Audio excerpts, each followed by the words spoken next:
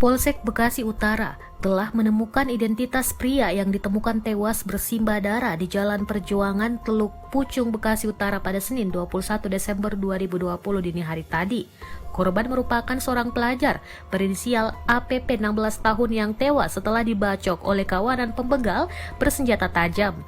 CCTV yang merekam detik-detik kejadian saat APP dibegal beredar di media sosial. Terlihat bahwa APP diikuti setidaknya 4 sepeda motor yang ditumpangi 8 pemuda. Mereka terlihat menenteng senjata tajam dan tak segan-segan melukai korban yang melawan saat dihampiri para pelaku. Terlihat bahwa APP mencoba untuk melawan sambil berlari meninggalkan motornya, namun seorang dari pelaku yang membawa celurit mengejarnya.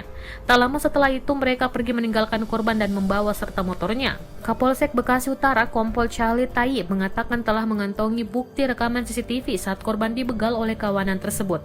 Ada kita sudah selidiki dan kita amankan untuk penyelidikan lebih lanjut, kata Khalid saat dikonfirmasi. Kepolisian telah menghubungi keluarga korban yang berdomisili di daerah Harapan Mulia, Medan Satria.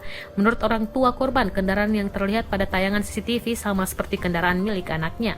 Polisi masih melakukan penyelidikan lebih lanjut untuk memburu pelaku yang diduga berjumlah 8 orang tersebut.